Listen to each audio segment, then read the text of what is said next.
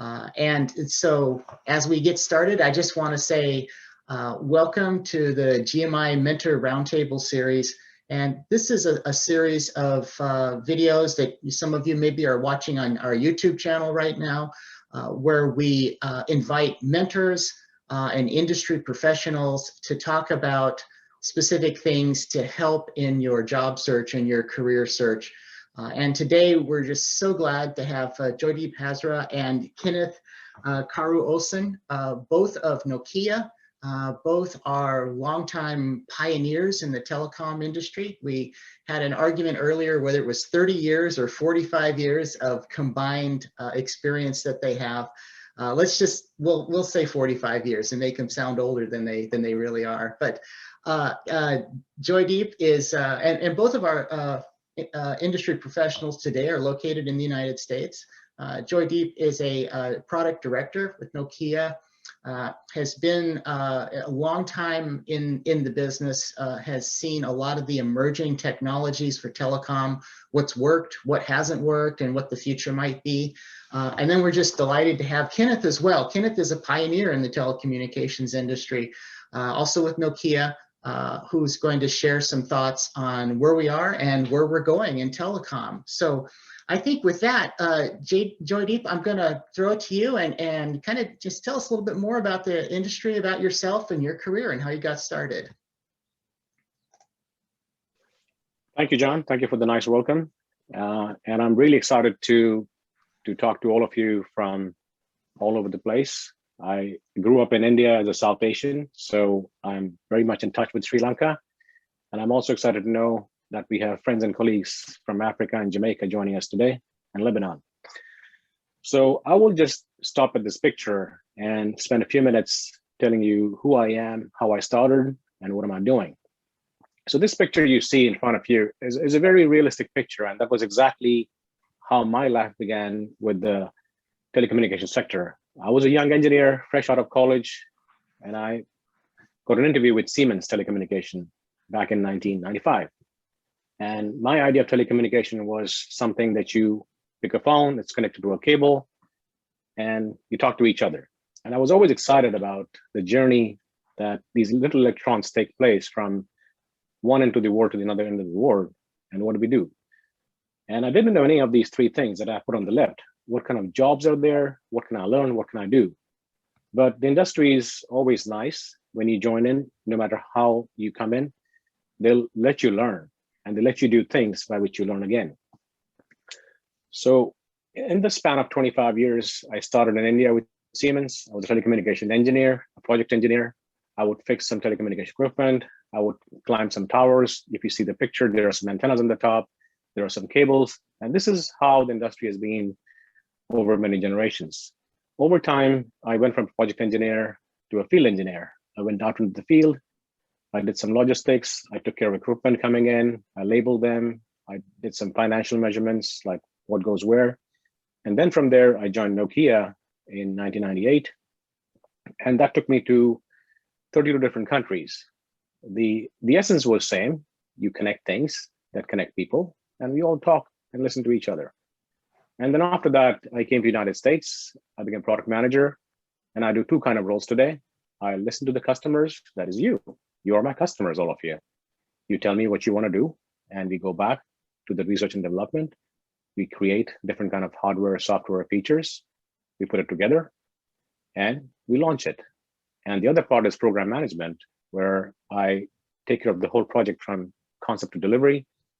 And that's how you have these national networks. So no matter which country you are, you'll always have a national network in your country, and you will talk to each other. You will look at your iPhones, look at your laptops, you will see data, you see YouTube. Everything is connected through these telecommunication networks. And now with that, I hand over to my good friend, Kenneth. Thank you so much, Joydeep. Good morning, good afternoon, evening, everybody. My name is Kenneth Karu Olsen. I'm originally out of Denmark.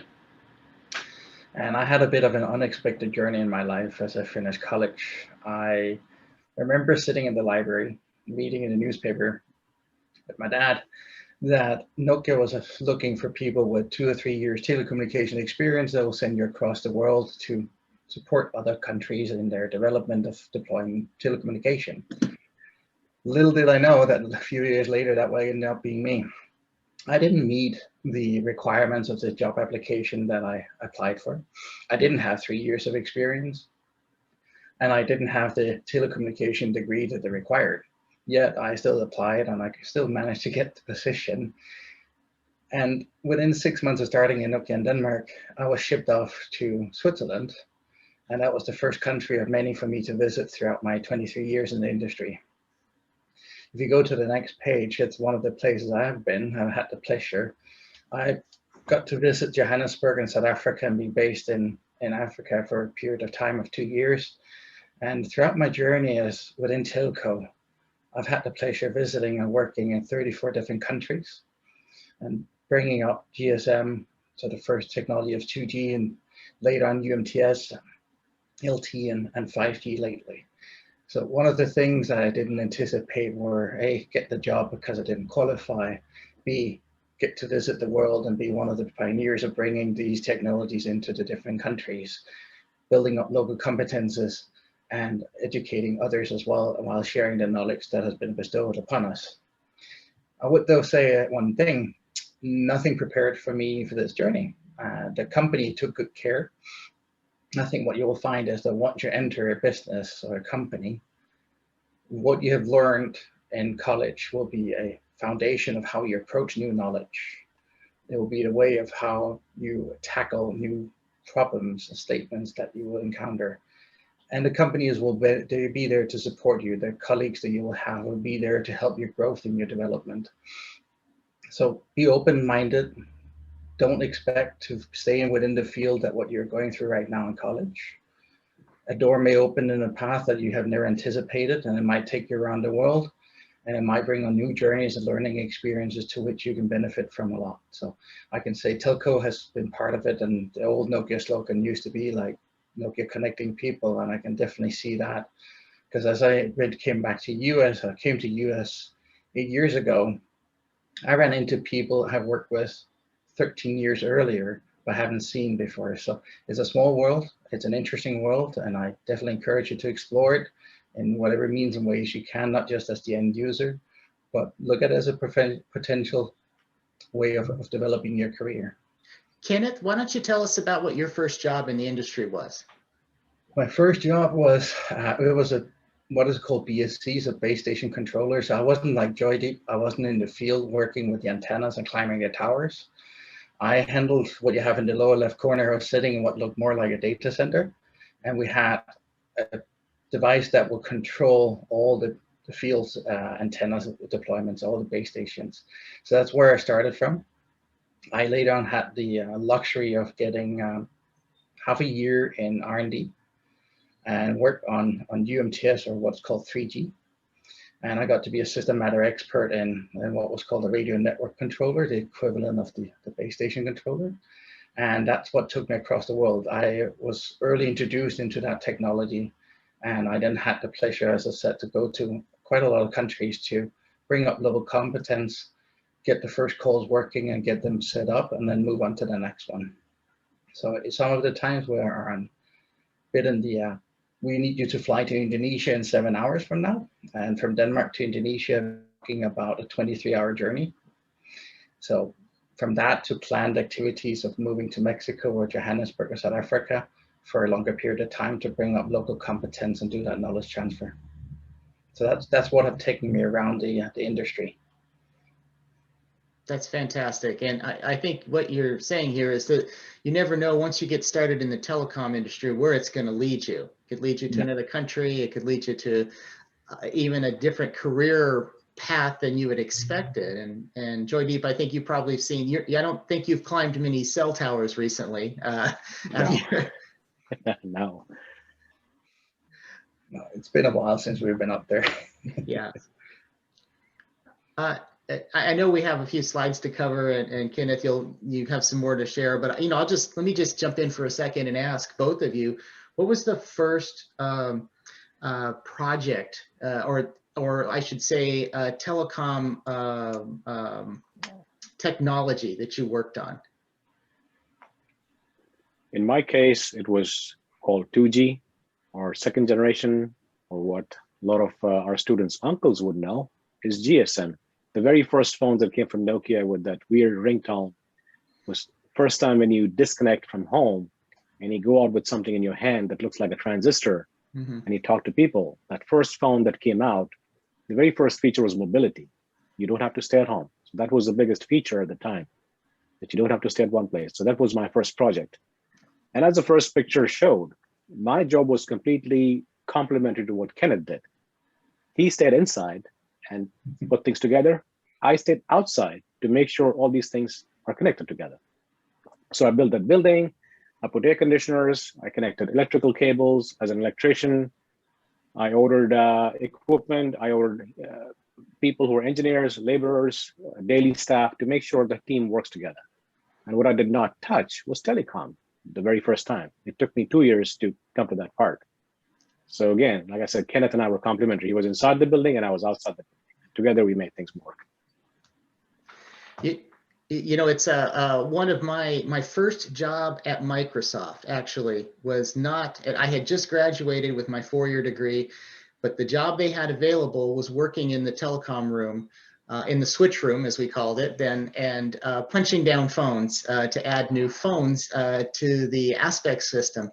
And that wasn't where I expected to get started, but it led to an eventual career for many years in the IT industry, just get started in an entry-level position like that. So I guess I would, encourage all of our students to, it's not where you start, it's what your career plan is and your strategy for career and the steps that you take to achieve it. Right. Getting that first foot in through the door is usually what will lead onto the next step, right? I didn't anticipate to sit here 20 years later, move to US to settle down. When I started in Denmark, it was because I thought telecommunication was interesting, and I go back to that newspaper clip that said, okay, you actually get to experience the world and travel outside. Denmark is a fairly small country, and family might be too close at times. So it's good to go out and experience and get new learnings, right? Exposure to new culture. And yeah, I ended up working as peer of Joydeep these days. Back then, he would have been in the field and been on the call with me to connect whatever he was building into where I was sitting. So get the foot in through the door is the first step. Yeah. Well, Kenneth, continue telling us a little bit about the industry and what's coming, the history, et cetera. So maybe this is a good opportunity to lead into the next slide. Okay. I could start. We have first generations. I don't even recall that. I think that was back when we had these monster phones. That was huge. GSM is where me and Joydeep both entered the industry. 3D for me is where a lot happened. We had a big change where a globe tried to come together around standardization of wideband CDMA, also called 3G. US was a bit different because they have sold off a lot of their frequency spectrum to others, so they couldn't really join in. Besides that, the rest of the world came together on one common standard. And that's what led to all the opportunities I had to travel around and visit different countries, because that's where I was entered into, I got to spend time in R&D. Now LT and is 4th generation is what's currently being deployed together with 5th generations. And I will let Joydeep cover a bit more on that part. So I'll hand it over to you, Joydeep. Hey, okay. Kenneth, before you do, Kenneth, I just want to, a point kind of came to me. You mentioned how the US, I think, got stuck on 3G while the rest of the world went on to other technologies. And it reminds me of what our mentors talk about with the students in the session is make sure the jobs that you're looking at, the career path, is something that is tomorrow's technology and not yesterday's technology. Because I think you'll agree that hurt the US in keeping up with the global telecom technology when we got stuck in, and we continued to build on old technology. So Joydeep, please continue. Yeah, so for the students looking at this picture, there are 2 ways to look into it. The right side, you have all these alphabets coming up, which you might remember, you might forget. And the easy way to remember is the left side, where the G stands for generation. So it's always 1st generation, 2nd generation, 3rd, 4th, 5th, 6th. So sometimes if you don't remember something on the right side, don't worry about it. Just remember what generation we are today, and that will help you remember everything that you're going to learn and you're going to work on. So like today, we are in the middle of 4G and 5G. But it doesn't mean we have lost 2G and 3G. These things still exist because we are a global company. We are all connected to each other. We are a global village. So everything still exists even today. Even the 1G is existing, but not so much. But for all of you today, just focus between 4G and 5G when you try to enter the industry. So let's move to the next slide. I'll quickly show you some pictures and give you a story what these generations mean. So I did not work with 1G, but 1G would be simply these big phones that you see in movies, Clint Eastwood or any old Hollywood hero trying to hold a giant box in his hand and trying to make a call. That's 1G. I did not enter that, but that existed. I entered from this picture, where at my home, I had a phone, like the second picture, the white one, the plastic phone. It was connected to a wall. If somebody had to call me, my parents would pick up the phone and they would ask, hey, is Joydeep home? Can I talk to him? They would say, who are you? You know, that's very standard. Once they know who you are, they'll give the phone to me and I can talk to my friends. So when I entered the industry in my early 20s, the third picture, which is Nokia phone, is what I got in touch with. This was one of the first phones that I had in my hand. And my job was to make sure this phone works. So what you see in the picture of the phone needs a huge network in the back to make it work. And then on the rightmost side, that is the first iPhone 2G that came out after this. And that's how the Apple also got started at the time. So you had two kinds of phones, a touchscreen and what we call a handheld phone. So let's go to the next picture, third generation. So second generation gave you mobility. You could leave your home, you can ride your bicycle, you can go around the city, but somebody could always reach you. That's all you could do. And if you don't reach you, leave your voicemail. In third generation, we realized we can do a little bit more. We can connect to each other, we can talk. How about we do something with data, like check a website, get some emails, little things to start with. And that started the generation of smartphones or touch screens and what I would call internet in our hands. So first, you got rid of the wall phone. Second, you got rid of your laptops and big giant desktop machines that all of us might have seen in college, school, library. I never had one at home, but I knew it was a big machine that I could access when I would go to my college library. It's a massive, heavy desktop machine. And I could not do anything once I was out of the library. I had only 1 hour to work with it, and then you're gone. So the 3G helped a lot of people connect with their emails. They could be connected, they could send information, and we got rid of a lot of fax machines. So this stayed on all the way till 2010. And in 2010, we entered the generation of 4G. Next slide, please. Hey, Joydeep, before you go on, yes. I have a question. This is maybe for either one of you, but what causes the such rapid advance in the telecom industry? Is it the apps that are pushing the need for more bandwidth, or when more bandwidth was created, it created the opportunity for apps? Which came first? So both ways. It actually starts with people like you, me, and all the students everywhere. We all know what makes sense for us. What do we need? So once you start traveling, once you're mobile, you start demanding things like, oh, I could do this at home. What else can I do? So the first thing that the bandwidth came up, we started doing emails. Emails don't need high speed.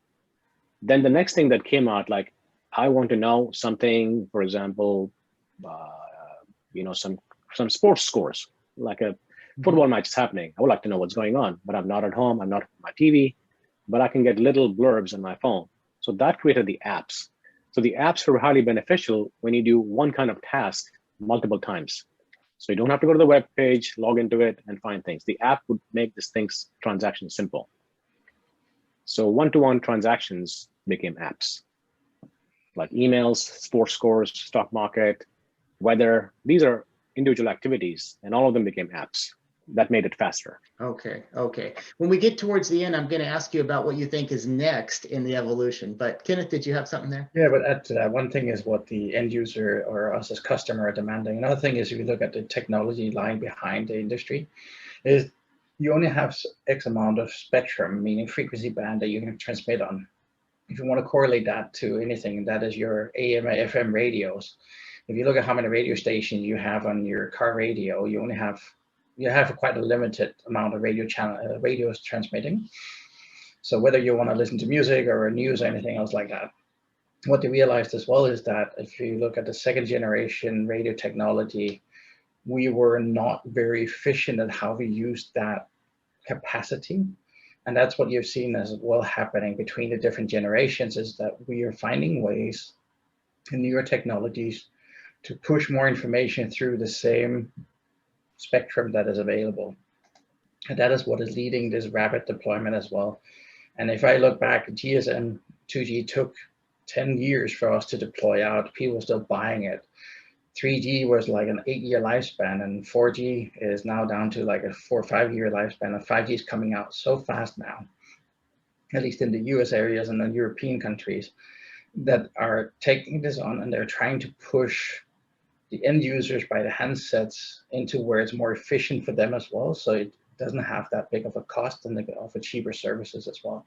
So there are two sides to it. There's one thing what's happening on the technology and this, how we utilize what is available to us being the frequency spectrum, and then what it is that we as end user are demanding from our operators as to what can we actually do with the handsets themselves and the devices and the applications and the use cases around that. So there's two sides to it, but definitely our voice as end users having a much larger impact than anybody else's. That's great. Yeah. I just would tell folks listening as attendees today, if you have a question, there's two ways that you could ask the question, and you can put it in the chat box, or you could click the raise your hand button, and we can also allow you to speak and ask your question. So be thinking about questions as we talk today. So Joydeep, back to you. Yeah, let's go to 4G. All right, so 4G comes up because, just as Kenneth said, we want to be more efficient. If I look into my radio today, in fact, I have a radio right in front of me. This is a transistor radio I've had from my father for decades. I never lose it. It has a lot of these dials for frequency bands. So as a radio engineer, we learned that your stations start from 88.5 megahertz to 108. We don't have anything more than that. So same thing we used in telecommunication. We had a certain amount of frequency we can use, just like any radio. What we learned was how much information we can pack into that, how crystal clear the sound can be. So all those, common sense topics, when you just handle a simple radio, we put that in the telecommunication sector, and we could make the data faster. We can make the pictures high definition. We started to make video calls. We can do multiple things at the same time. So a very simple thing is, when the iPhone came out first, you can only do one thing, one app at a time. You close it, start the next app. But today, if you have any Android phone, any Android device or Apple device, doesn't matter what smartphone you use, you don't stop one. You can use multiple things at the same time. You have your emails running at the back. You can watch a YouTube video. You can check the weather forecast on the side. You can look at the clock. So all those things can be run simultaneously. So that was a huge benefit of 4G. And then 4G is fourth generation we're using today. And here's one little thing I'm going to add today. So a lot of countries did not do the 4G completely. They realized, if I can do with 3G, I don't need to spend too much money in upgrading, because these generations cost money. You have to put new hardware, you have to climb towers. So now let's go to 5G. The next slide. So 2020 onwards, the 5G evolution started. So I'm using the word evolution because that's what I want to focus today. And that's the world that is opening up. And this is going to open your minds. Let's go to the next one. Yes. So now you see the picture. You have the 5G. The antenna tower looks exactly the same. But instead of human beings and simple devices or laptops, we have glasses, we have cars, we have IoT devices, you have data centers, you have factories, you have homes, you have medical devices. So what we're doing now is we have taken this whole telecommunications sector into a wide area of expertise and applications. We're not using only human to human. We're using human to machines, machines to machines, machine to human. So everything can talk to each other using the same network. So we were just making each and every generation faster, smarter, and more intelligent. So today, if you enter the industry, you will be entering the industry at 5G. Me and Kenneth, we entered the industry at 2G. We're actually in 5G today. And you don't have to work with cell phones anymore. You work with any kind of thing. You can be an IT engineer. You can work with your laptops and smartphones. You can be a doctor. You can be a smart home fabricator. You can be an architect. You can run any utility. You can be an electrician. You can work with infrastructure. You can be a civil engineer. You can be a data scientist. You can be innovator. You can be a racer. So today with 5G, the world is open. No matter how you enter, you have many, many, many, many ways to enter this industry from many, many sides. And with this, I'll take a little pause just to see if anybody has any questions. Yeah, this is it's a great opportunity if you want to ask about 5G and its capabilities. Joydeep, I noticed 20 gigs per second is huge. When you compare, 30 years ago, we were running on 128K landlines for data, and now you have wireless at 20 gigabits per second. It's just incredible. What are I'm looking to see if we have questions come in or people raise their hand. But what are some of the things that 5G is going to change? From, let's start from a career perspective, and then I'd like to also for you to address it, and Kenneth, and from a technology, what does it mean for business? For business, it just opens up new opportunities. It's no more humans controlling the telecom industry or some people with too much money having some smart automation. Now, with millions and millions of devices coming in, the cost per unit has gone down rapidly. I'll give you a simple example. When 2G was coming up, one single tower needed a base station, like a transceiver receiver. That would cost $250,000 at the time. And today, you can buy the same base station for hundreds of dollars. So if you see, the price reduction has gone down rapidly. Why? Because these are no more a novelty. It's not a luxury. Today, a lot of us can talk to each other across the world because we have a little device in our hand that is connecting all of us, no matter where we are. So the scale of deployment, the billions of people, the billions of devices, the billions of use cases is driving down the cost. As the cost goes down, more opportunities come up. And it's a flywheel, it's a cycle that keeps going faster and faster. I would say we're basically eliminating the need for a wired internet. So whatever you had of capabilities throughout a internet connection, now we have moved it out. And we're giving you the mobility as well. So we basically just got rid of the copper cable that would normally limit your location for how you tie into things. And one of the things I got to experience when I was based in Africa, were bringing that connectivity into more rural areas allowed for, it could be anywhere from farming industries to be connected in and tap into the different markets. They didn't have those opportunities before. And as we are deploying the newer generations, we're also seeing that the different telco operators are being challenged as to how far do they reach? What is the population count? Do they only hit the major cities?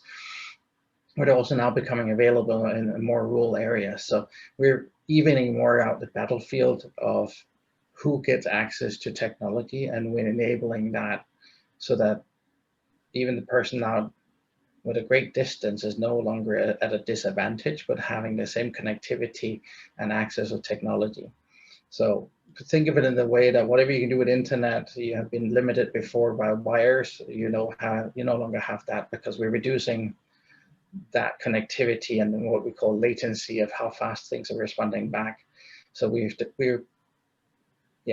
a wired internet, and before it was used for phone calls, it's still one of the more important, let's say, apps use cases, but the use of data definitely has taken off in unexpected ways that we have had before. So, and then we keep seeing that growing a lot as different plans are offered to the end users, whether or not it's unlimited data or if there's caps on them as well. So let's talk about Africa just for a moment. And when we think of Africa, that's 50 plus different countries, all with different on different paths for telecom. But is 5G being implemented in countries in Africa now? To my knowledge, yes. Not all countries. Some countries are slowing to take up. And often you will see that the rotation of handsets, so the phones themselves, or handsets we call it, dictates a bit of that what is being pushed out to. But definitely, I mean, we see it everywhere in South Africa and other countries as well. That's where I have my closest tie to, South Africa. But we see that being deployed across the globe. Different speed of deployment though. So if I was thinking about a career in the future in the telecom industry, I need to be proficient in 5G now, even if it's not in my country, because I know this is the wave of the future. That's correct. Right.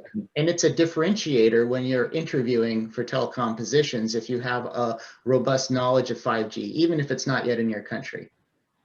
That's right. Yes. Learning is easier than deploying. So companies will take time and money, but nothing stops anyone from learning about it. Mm-hmm. Another question related to, let's think about Africa in general for a moment. How this changes, and you just briefly touched on it, but how this changes the opportunities for people working in more rural or remote areas. We think about remote work opportunities, and we would say working for an international company when you are 20 miles away from the nearest town. How is this changing job opportunities? If you look at the picture again, I'll take you back. The right side, I put utilities and infrastructure. So as we all globalize, modernize, expand, population grows up, cities become pretty congested, and that's causing a huge stress on public systems. So a lot of the suburban towns, cities, smaller towns are expanding rapidly.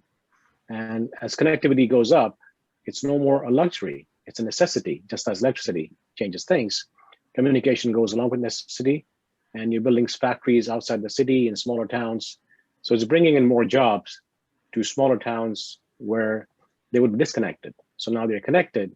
You can have, for example, a big warehouse outside a big city where the cost is low, and then you come to the city and sell. But to run the warehouse, you need a system of power, connectivity, human power, so people can come and work. So it's the end of the day, what I'm trying to say is, as cities are packed and expensive, the smaller town suburbia is expanding because you have the need to expand and grow. And the smaller towns are benefiting and getting the same benefits of not living in a big city, but living in their own hometown and doing the same work at a lesser cost. I want to ask a question that's specific for GMI. A lot of our students in the GMI program have difficulty with the internet connection when they're meeting with mentors and related to video conferencing. And is it a function of just being on a 4G or a 3G connection trying to do video, or is it congested? Is it a congested network? Why is it that they, in a lot of our countries in Africa seem to have so much more problem with that? One of the I remember back being based in Malawi, and if you look at the pipe out of the country back then, there was 2 megabit line out of the country. That was it. So there was a lot of funneling, having to get a lot of traffic through a very small hole, and there were these cross-Atlantic cables put in over the last 10 years that allows for better connectivity across continents. 3G is not a very good technology for video. It's good for voice and some data, but as we're starting to have cameras in HD and all these things, you start to have a higher demand, and at times we don't think of that extra load. So once you're starting to see LTE, 4G and 5G out there, this becomes more the norm. I wouldn't see any differences, though it's not rapidly deployed because it comes with an investment, and we see that even in US as well. The operator goes for where the big bang is, which is the big cities where the large population is, and then slowly they will spread out. So I would say in the case of GMI, where you're having challenges with video conferencing, skip the video part, go back to the good old school of make sure that you have the voice part there. It can be congested. It's hard to say, but I would say 3G was not really designed as such for video conferencing, and you quickly ran out of capacity there, and that's why we are slowly seeing it being phased out. So I just to clarify, I think what you're saying is within a country, you might be able to have fairly good, strong video connection, but the minute you go to the pipe outside to internationally, it's a funnel that might actually restrict it. That could be one of the issues. Right. Yeah, I think that was more the case like 10 years ago. I Okay. don't think you're going to face that anymore, because Okay. there's a lot of investments gone into making sure that cross-Atlantics has been improved so that all continents having strong connections, right? So you will maybe find limitations because some of the locations do not have a big transport connection. So between where you're located in a small town, for instance, and back into the city, there might be, the operator has said, okay, we only need so much capacity, but that capacity is shared by all the users. And if everybody's on at 5 o'clock and trying to stream and trying to do everything at the same time, that network runs out of capacity. And one of the areas you will see suffer is on video, because video is quite time sensitive. Mm-hmm. So in that case, I would recommend don't emphasize as much on the need of video. It definitely enhances the learning experience when you have a mentoring program in place. The most important part is going on, I guess, on the voice part, to have that connection to begin with. But there's not a whole lot we can do as end users except making noise and keep trying and send letter to your operators and say, hey, what's happening here? Why do we keep having these situations? You promised us a performance we don't see. And then you can read that voice, and then we often see they will upgrade the networks and then provide more capacity as well. So speak up. I would just ask a follow-on question. In general, are there better local times and worse local times to be trying to do bandwidth heavy things like video? Yes. Of the day, different times of the day?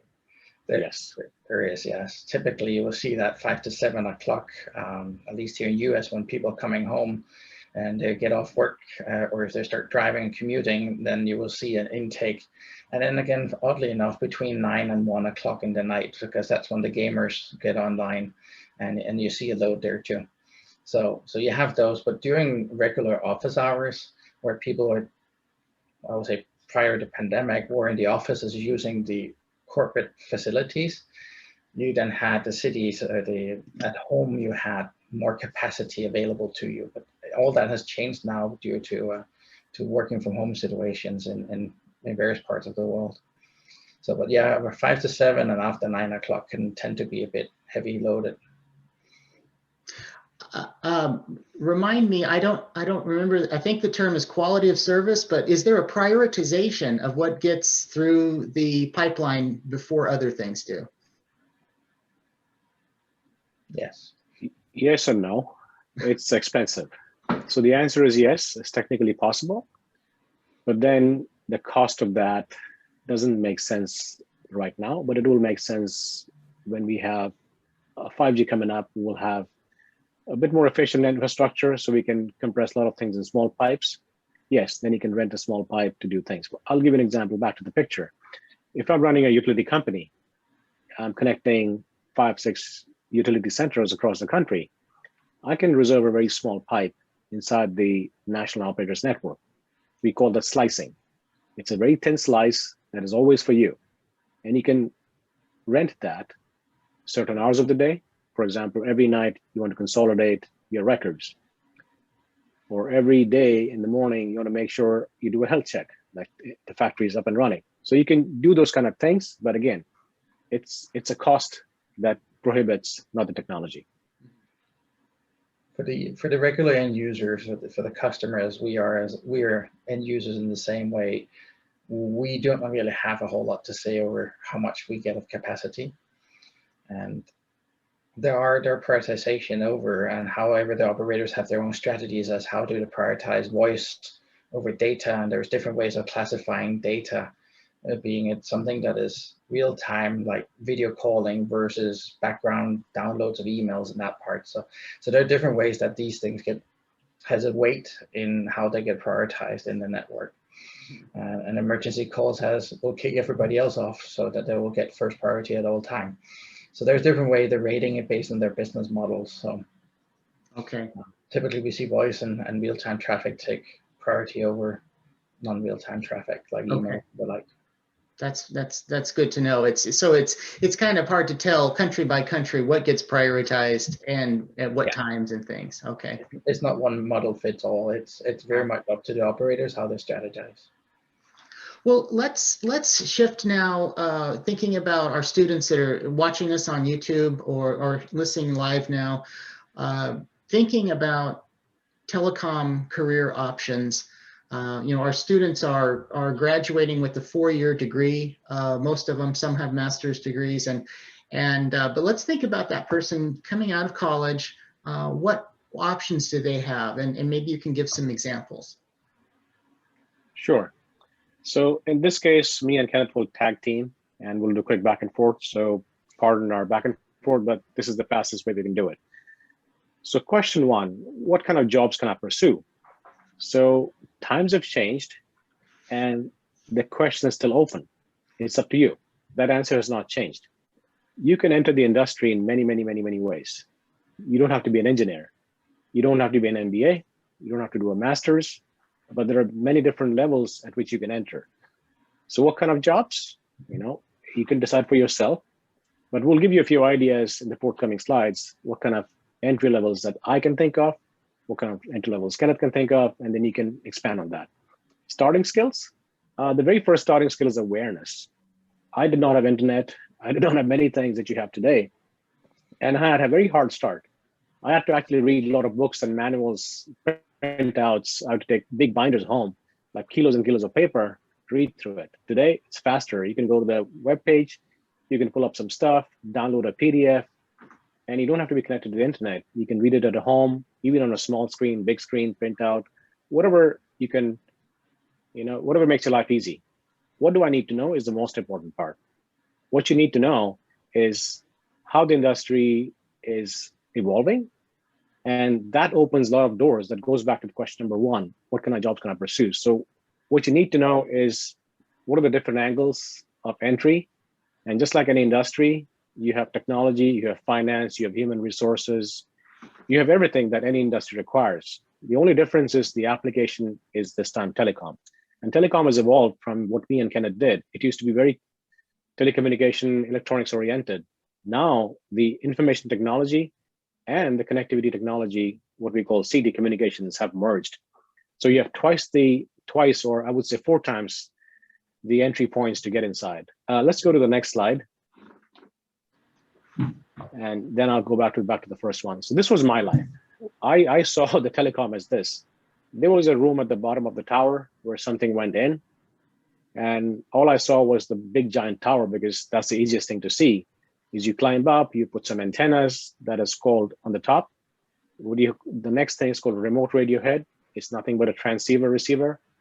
It receives signals, it transmits signals. You put it up, it makes efficient. And then the next one down there on the right side is called cables. These are big fat black cables. You can still see that if you stand close to a tower. And the right next to it is a fiber terminal. So you have a power cable, you have an optical fiber cable. So cables, cables, cables. And then I would just take a screwdriver, a multimeter, read my manual, put things up and do it. And that was the 3 activities on the left: installation, commissioning, integration. As a new engineer who knew nothing about the industry, that was my entry point. And now I'll give it to Kenneth back. So I would say, to your point, when you come out with a degree, whether it being in finance, engineering, or anything else like that, that is a reflection on who you are as a character. How do you perceive new information, and what is your mentality? That is kind of the indicator, and it's a good place to fall back to. And telco industry will educate you in that particular field where you're entering, being in logistics, being in as where me and Joy enter, the installation, commissioning, integration, because a lot of this knowledge is industry specific knowledge. It's nothing that you get in college or anywhere else like that. And most likely you've experienced the same at Microsoft. Once you get inside, they actually start to educate you to follow what they want you to know in order to be successful in that position. So it does not help it helps a lot by doing a bit of industry research around what are the different companies, what is their company profiles, and how can you get inside. And then you will find a learning path within. That's what happened to me. I came in, I thought I knew a lot, and I started from scratch again. And slowly the company built up the capabilities for you to be successful. So I think that's one of the things that will be part of your success. Well, Kenneth, you're touching on the question that we just received from one of the audience about, and it's a tough question. It's, you know, a lot of the jobs require experience, but how do I get that first set of experience? And I think please elaborate on this, but I think what you're saying is any job, getting your foot in the door in a telecommunications company is a great way to start if that's your only option. I see that everywhere, right? They want 10 years of experience and they want you fresh out of college at the same time, and they can't get everything. At the time when I applied at Nokia, I did not meet the demand of that application. I didn't have the particular degree, and I did not have the 2 or 3 years industry and experience they wanted. Or what it costed me was a bit of time and a stamp. I know this sounds old school, but yes, a stamp on a letter, and it was mailed in, right? Don't let that scare you away from applying, because the approach as to how you address and they buy you for your mindset. They get you in and hire you on your mindset and your capabilities and the potential to see in you. So yeah, if they ask for 10 years of experience and 7 years in product management, that part, yeah, you will not be able to have that. But still apply it. It will not hurt. Some of them have systems that will throw you out to the side. Look at it more like, what do you have to offer the company? And I definitely believe in the fact that having a college degree shows a set of characteristics that it will be something that will carry you forward, right? So because the company then understands, okay, you're not afraid of taking on new knowledge, you're not afraid of researching or anything else like that. So there is a potential in you that they can utilize and build upon. So you make a great point, Kenneth, in that, you know, I'll use my example at Microsoft. I wanted to be a financial analyst when I got out of college. My first job at Microsoft was attaching phones by wire, you know, and I think if you have an opportunity to get in a telecom company, and then, you know, your mentors, your mentors will talk to you in sessions 11, 12, and 13 about differentiating yourself in your job. How do you get noticed as somebody who has great potential? And you apply those concepts, you won't be in that entry-level job very long. You're going to have opportunities. And as I said, like, don't let it scare you off, because there's going to be more people out there, and the job market is a tough market for sure. Yeah. And you see a lot of people having to apply many times. Don't let it scare you off. It's apply despite of, and see what trend is out there, what type of experience they're looking for, and see if there's other ways you can supplement it. Yeah. They could be online studying or anything else like that. If they require project management experience for 6 years, well, you can just look into Project Management Institute and see what you can do around being certified and those parts. So don't let it hold you back in that way. Yeah, I will add one thing to it. So I don't know many things, and I constantly look at YouTube. Like this session will be on YouTube. So if you put some keywords, do some finding, education today is quite approachable and easier than what it used to be. So internet is the biggest teacher for me. I read manuals, I see things. There's always something you will find, and let that curiosity drive you. I understand there is an opportunity in some cases, but your curiosity is inside your heart, and let that drive you. So when somebody says you don't know this, you can always say, but I know something about it. So you're not always zero. Always remember that no matter what happens, you'll never be zero. If you do a little bit of searching and finding, that is better than many other things that they want you to kind of back off. The same thing happened to me. If I would have applied with my experience out of college, I had zero, but I showed up and that took me forward. So don't be afraid. That's what I'm saying. Yeah. Thinking about wrapping up this session today, maybe is there a couple of jobs that you want to mention as great starting points in the telecom industry? I think some of the ones we have listed here is the way we have seen how we have entered into the industry and how many other people are coming in, depending on your background, where you're coming from. Some of the tower climber, that's not a thing for me. I'm afraid of heights. Like there's nothing else in the world. So that's not for me.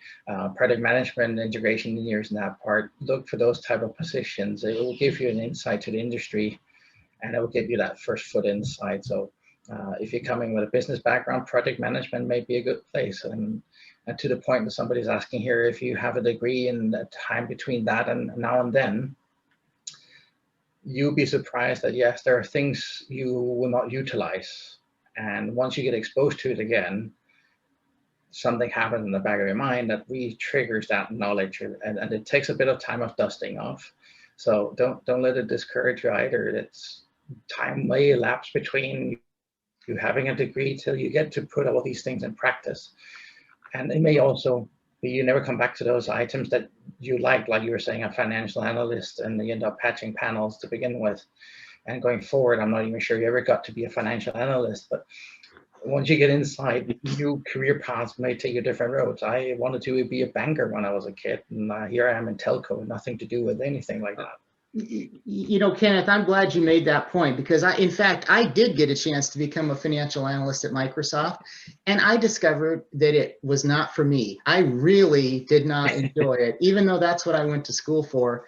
And I went back to the IT industry. And so just because you have a degree in something doesn't mean that's ultimately what you want to live your life doing. I think it's an open mindset and the attitude to taking on new challenges and not saying no when a new challenge presents itself.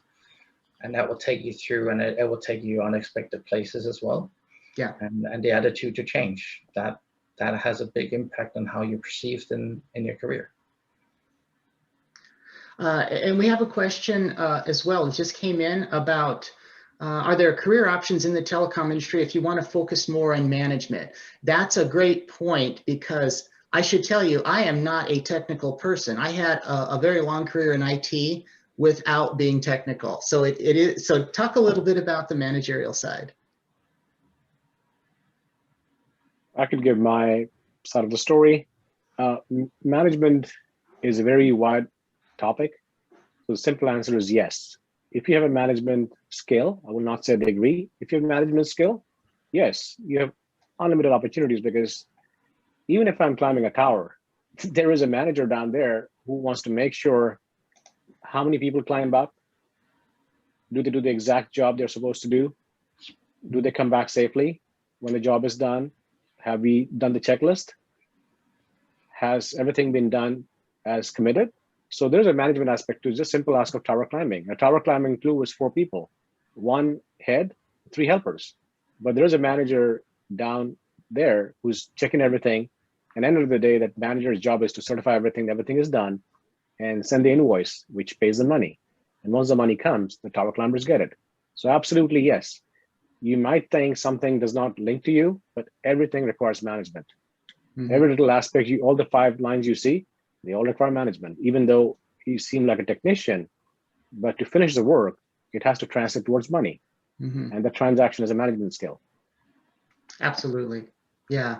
And I would just add to that, if you're going to be a manager in a telecom or in any industry, and you're not tech heavy in it, you need to be a really good, not just manager, but all of the characteristics that go with being a leader. Because that's what they're paying you for, is to actually make sure that those technical people get the work done efficiently, with quality, and that they like you through the whole process, that you're seen as a good person in that. I wanted to ask a question about what's coming to the future as we kind of close out today. We're in 5G now in many countries. Where are we going to be 5 to 10 years from now? Kenneth, you want to take the hard question? I'm not sure we're going to be in the 10th generation. We're looking at 5G being deployed now. We're in the early phases, and we're privileged to be part of that here in the US, because it's one of the front runners together with a couple of Asian countries. There is a 6th generation that is now taking off within the 3GPP, which is the organization behind the standards. So that's one of the initiative. We're going to look at more and more of that whole interconnections. Everything's going to be connected. You're going to have machine to machine and people to machine and that part. So The main driver is data, speeds, capacity, and what is called latency that allows for you to have more real-time activities. So I think it's gonna be interesting to me. I can't tell where I'm gonna be in 5 years from now.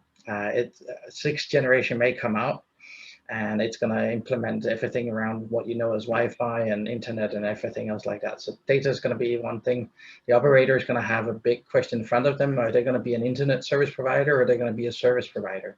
So I think we're going to have to see some radical changes in the industry, where some of the operators will outsource the network infrastructure, and that somebody will handle that, and they'll become more on service providers, and others will become more like a copper provider and make sure you have connectivity. So I think we're going to see that split coming out soon, and we see bigger companies are coming into to play as well. And Joydeep, before you jump in on this, we have a question from Patricia that's very much related to this and how the industry is moving forward. But how can our students prepare for the jobs of the future? If this is something that they want to be involved in the next year or 2 or 3, what technologies, what advancing technology should they be focusing on? So before I answer that, I will finish the last question. So it doesn't matter what generation comes up, it's evolution. So I would not worry about what's coming up. I would think about what you would like to do once you're connected. And that's what's driving the industry. Because right now, I'm in the United States. We have our friends in Jamaica, Lebanon, Sri Lanka, Africa. So all of you have a mindset. All of you have a spark inside you. Let that drive the industry. Instead of asking what's coming up, I would say, what would you do with it? And I'll put the question back to you that way. And John, what was the question towards me? You asked me a question? Well, just if you had anything to add from Kenneth's discussion about the future of the industry, where are we going after 5G? Well, again, it goes back to us. Where would we like to take it? I will never ask an expert, because experts talk to experts and they're always wrong. I always talk to a grandmother. I always talk to a child, because I always talk to my 7-year-old, because she's the ultimate customer and she will use. So it doesn't matter what I think it matters what you think. And we will do whatever it takes to make your dream come true. As an engineer, my job is to make sure we make things that make sense. This is probably a good place to conclude it on a positive note like that. Kenneth and Joydeep, I just want to thank you so much for coming on with us today. We'll have more mentor roundtable discussions like this on specific industries and topics related to careers. I just want to thank